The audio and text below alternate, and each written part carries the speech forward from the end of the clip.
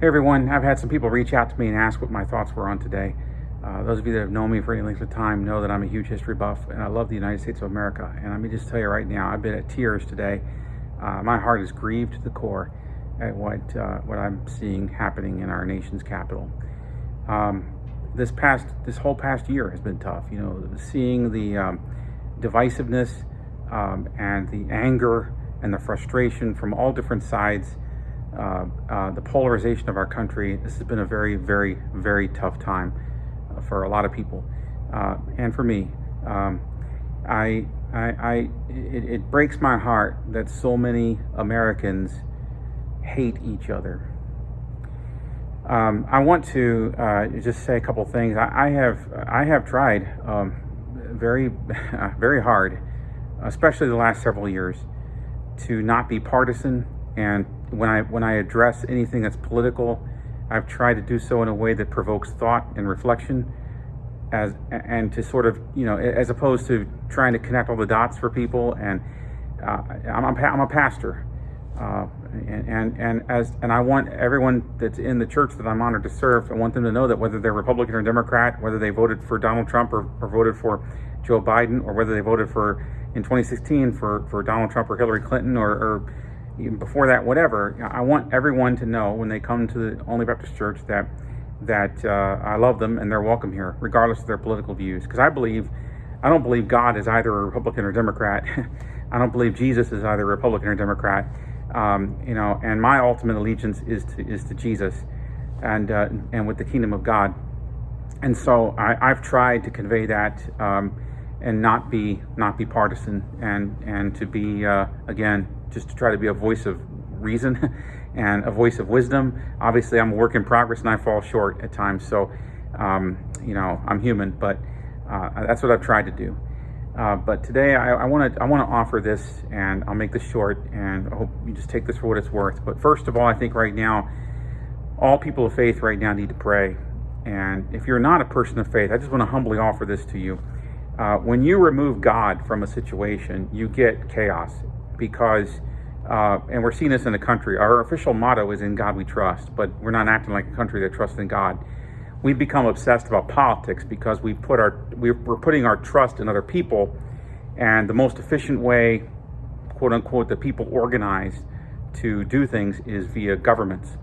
And so what's happened is, as we've become more secular, and as more and more people have moved away from faith in God and trusting in God, and as the family has gone through all kinds of dysfunction and disarray and is breaking down, more and more people are turning to government, and therefore we're becoming more and more politically obsessed, and politics has become a bigger deal. You know, the reality is, if our country were truly healthy, it really wouldn't matter that much who the president of the United States is. I will be honest with you, I am a classic conservative, politically speaking, in that I believe in limited government. And I would hope that anyone and everyone listening to me tonight would see the wisdom in that, frankly. The fact that so many people today are so obsessed with politics and so stirred up about politics and elections and stuff should tell you we're in dangerous territory, and we better turn back before it's too late. So we need to dial down the emphasis on politics and government, and increase our faith in God and strengthen our families, frankly, okay, and our communities and our human relationships. So number one, I would say we're seeing real problems because even people that profess to believe in God aren't acting like they believe in God and aren't acting like they trust God, So everyone across the board, we need to rethink our relationship with God right now, okay? And those of you who are people of faith, I'm going to ask you right now, you need to be praying right now. We need to be in prayer for this country, okay? The second thing I want to say is, Jesus said the greatest two commandments: love God with all your heart, soul, mind, and strength, love your neighbor as yourself. You can forget trying to solve political problems and forget trying to clean up messes and turmoil if we're not motivated by love, if we're not driven by love, because hate will tear us apart, and it is tearing us apart, and we've got to be driven by love. And that means you and we need to love people that disagree with us. And part of loving them is being patient and listening to them and engaging with them. We're not doing a whole lot of that anymore, So we need more faith in God, more prayer. We need more love across the board. We need to strengthen families. There's so many problems, so many directions I could go with this. We don't agree on truth anymore. And here's another problem. So since we don't agree on truth and facts, what basically is happening is we're a postmodernist world. And both the left and the right have imbibed postmodernism these days.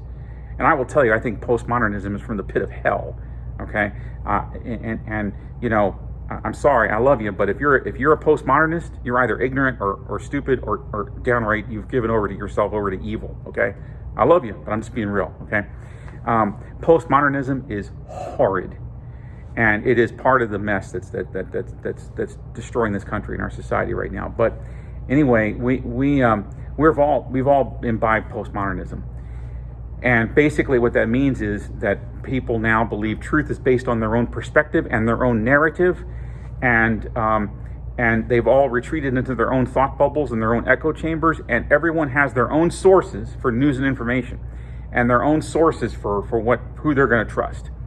And so let me say this to you: when it comes to and to some extent, you have to rely on other people to give you news, because you can't be an expert in everything and you can't know everything. As Clint Eastwood said in one of the Dirty Harry movies, a man's got to know his limitations, so you can't be everywhere and know everything. So there has to be some level of trust.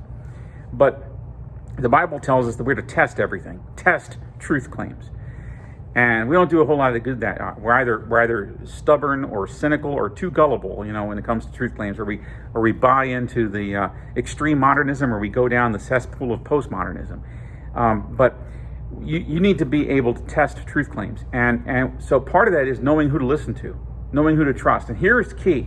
And this is one of the things that I want to say to you. Jesus says you'll know false teachers by their fruit.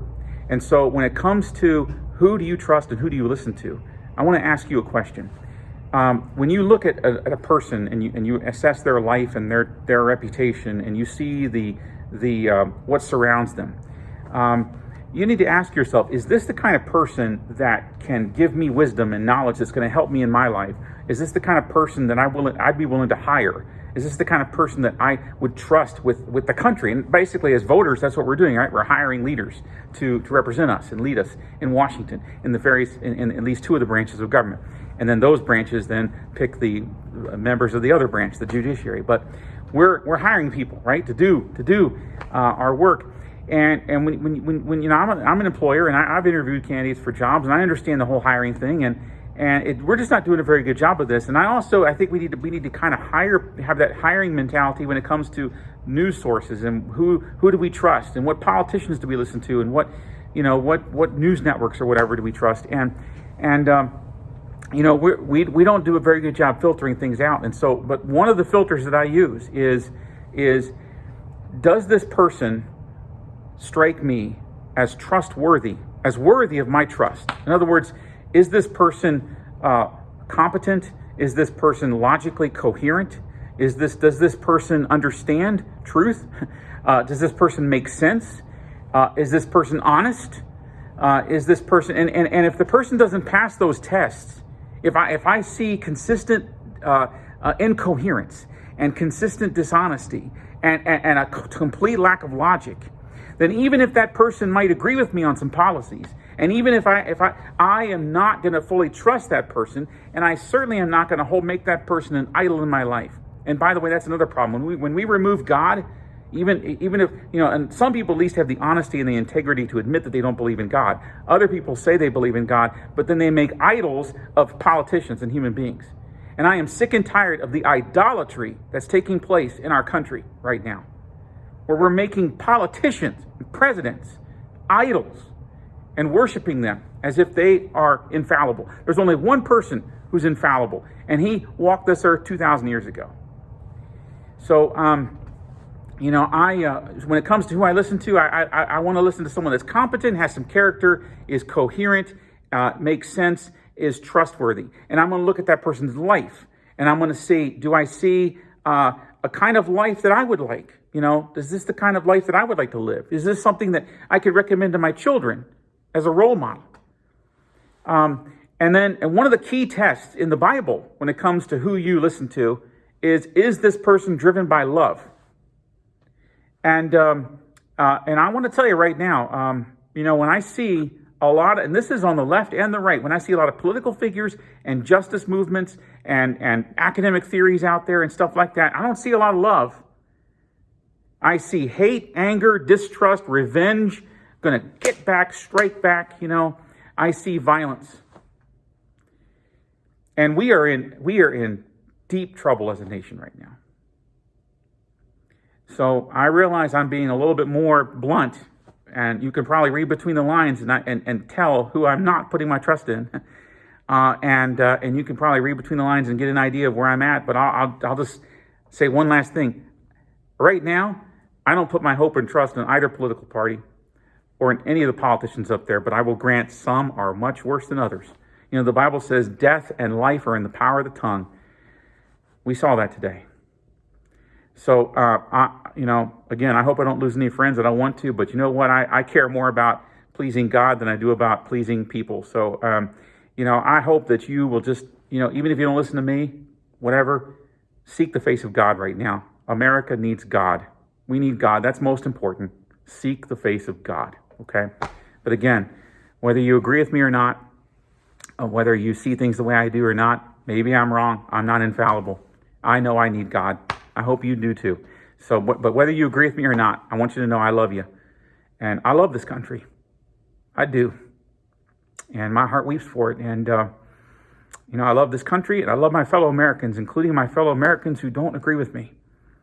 And I hope that we will see our way into the light and out of the dark. But it's going to be love that gets us there, not hate.